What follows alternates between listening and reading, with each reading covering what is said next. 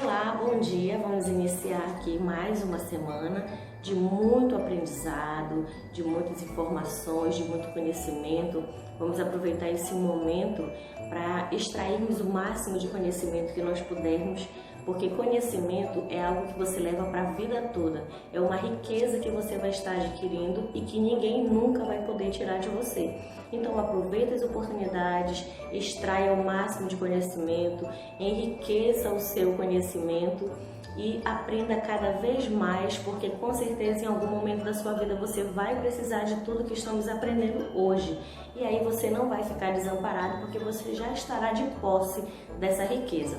Vamos hoje, na aula de ensino religioso, começar com as páginas 42 e 43 do livro Passado, Presente e Fé. Na aula de hoje nós vamos relembrar algumas coisas que nós estudamos ao longo desse capítulo.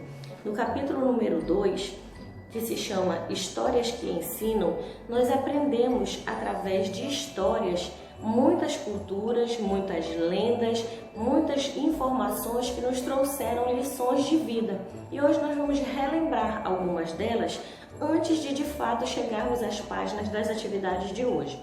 Você pode acompanhar comigo nas páginas 28 e 29 do livro, onde nós estudamos sobre algumas histórias dos povos africanos. E aqui nos destacou foi o coração do baobá. Você lembra dessa história? Você pode voltar lá no livro, volta lá na página 28 e 29 e reler a história para você tentar relembrar um pouquinho do que aconteceu e se inteirar dos detalhes, tá? Mas ela é mais ou menos assim. Conta a história que existia um baobá que era muito tristonho, muito solitário. E então um dia uma lebre ficou, foi esperar passar um pouquinho do seu cansaço e se repousou abaixo do baobá. E lá ela ficou tão à vontade, tão confortável e começou a acontecer uma sintonia. O baobá começou a se sentir querido, pela lebre. Então ele começou a dar frutos para a lebre e a lebre o tratava com muito carinho, com muita atenção, e ele começou a fazer uma troca de favores, Em troca de cada carinho, de cada atenção, de cada gesto bom, ele acabava retribuindo com algo valioso. A lebre, muito contente, foi para sua casa e foi mostrar para a vizinhança todas as joias, todas as riquezas que ela havia ganhado do baobá. Então, tinha uma vizinha, a hiena, que era muito invejosa. E ela começou foi fazer a mesma coisa, foi até o pé de baobá e começou a sugar as coisas, fingindo um sentimento que ela não tinha. E depois de um certo acontecimento, esse baobá começou a ressecar de tristeza, porque ele estava sendo apenas explorado. Então, dessa história, você pode reler para ver os detalhes e você vai relembrar o que foi que nós aprendemos, qual foi a moral dessa história, tá bom? Depois nós passamos na leitura para a história dos povos indígenas, que era a terra sem males, onde um grande deus, do povo Guarani, ele estava revoltado com tantas maldades no mundo. Então o que ele fez? Ele avisou o pajé dessa tribo, que era Guiraipoti. Ele acabou comunicando que ele ia fazer um grande incêndio e ia acabar com tudo, para acabar com todas as maldades. Sendo que o pajé ele não participava dessas maldades, então ele foi orientado a tirar toda a sua família daquele local e ir para um outro determinado local, para que todos se protegessem e sua geração pudesse dar continuidade ao mundo. Com isso, eles foram para um outro lugar e começou a vir na direção deles uma grande tempestade. E eles certamente morreriam, com aquela tempestade. O rio começou a subir a margem e foi aí que Guiraipoti ouviu um conselho da sua esposa e começou a dançar e começou a tudo se normalizar. E essa terra onde eles ficaram morando era uma terra que não existia mal algum, nem precisava trabalhar, nem se esforçar para conseguir seu próprio alimento, porque tudo era dado com muita alegria, com muita satisfação, devido aos bons cuidados que eles tinham desse local. dessa história nós também conversamos na sala sobre uma lição que foi recebida. Então você vai relembrar essa história para mais adiante nós realizarmos a atividade. Essa história ela está na página 32 do livro de vocês.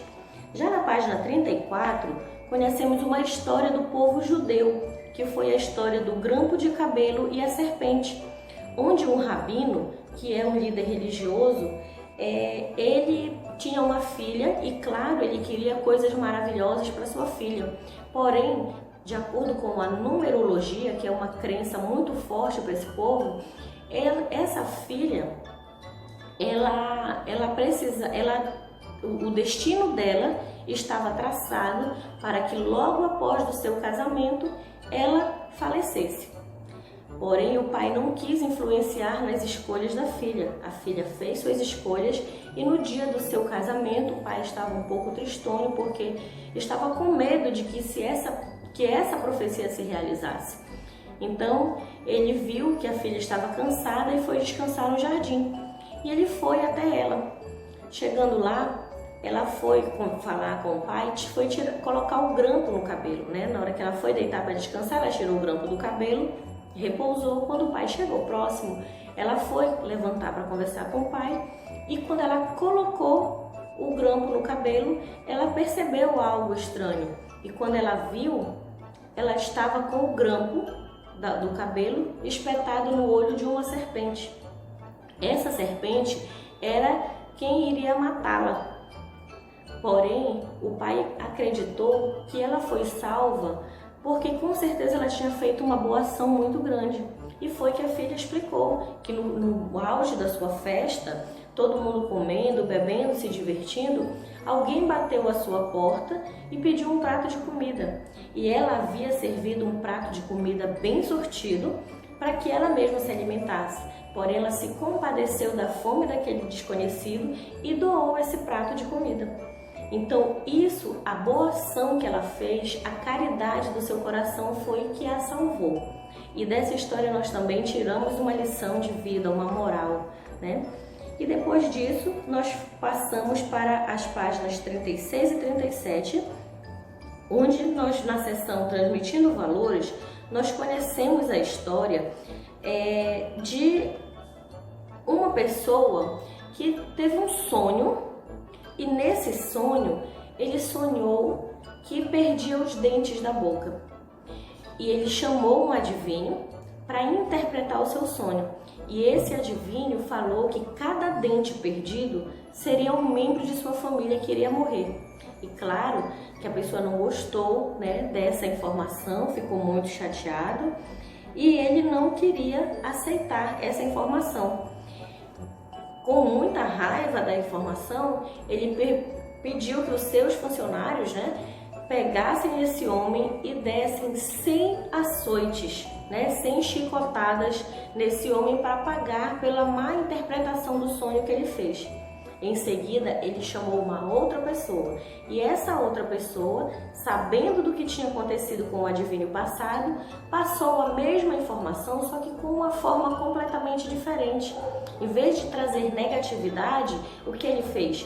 Ele falou que cada dente caído representava mais prosperidade, mais vida, uma vida longa, e que ele viveria tanto tempo que todos os parentes, toda a família dele iria falecer e ele ia continuar vivo, o que era a mesma informação, só que dita de uma forma diferente, né?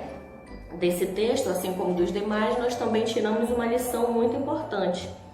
E depois disso nós passamos para a página 39, onde conhecemos a história de uma pessoa que chamou 3 cegos para defini-lo, descrevê-lo como que era um elefante, sendo que cada um tocaria em uma parte diferente do elefante.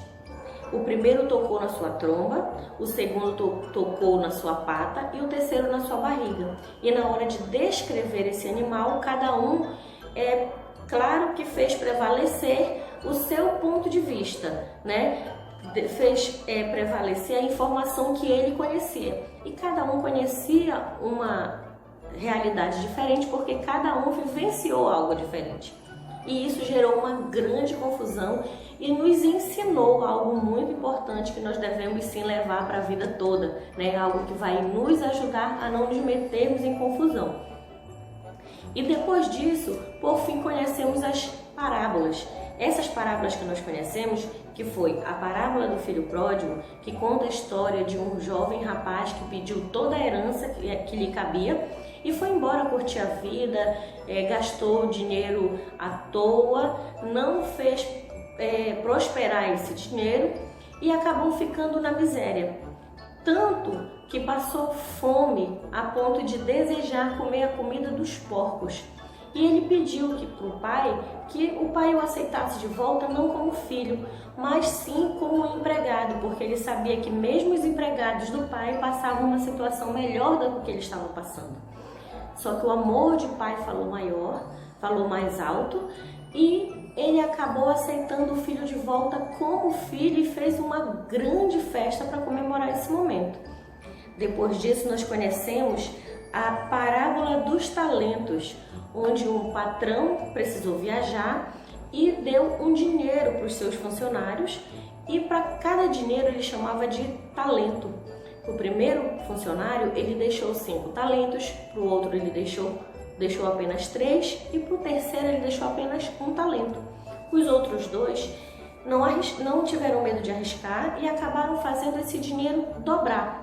Porém, o que recebeu apenas 1 talento ficou com muito medo.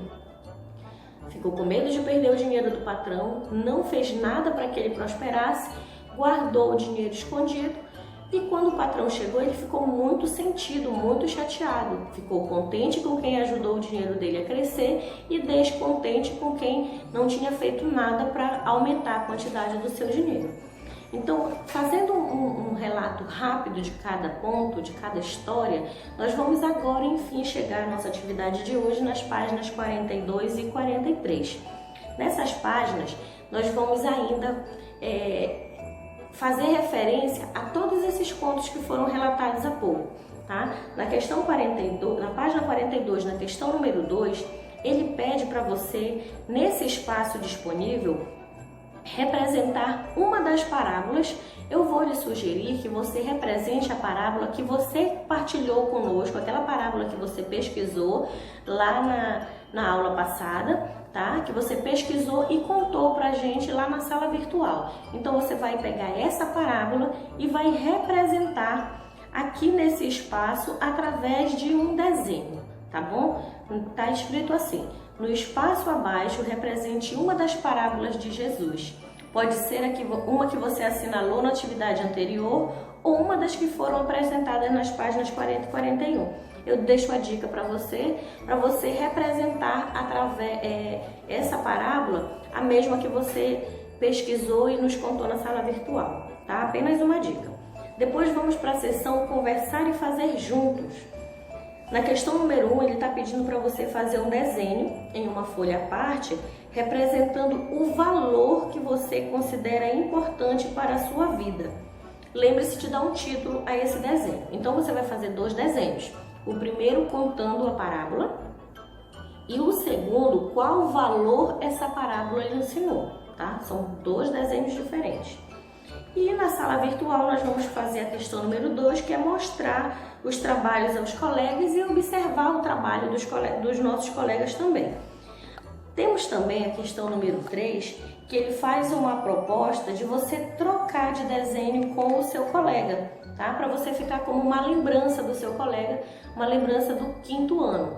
Isso só será possível quando nós retornarmos para a sala virtual. Então faça um desenho bem bonito, esse desenho à parte, bem alegre, bem colorido, para você trocar com um colega na sala quando voltarmos para a sala de aula, tá bom?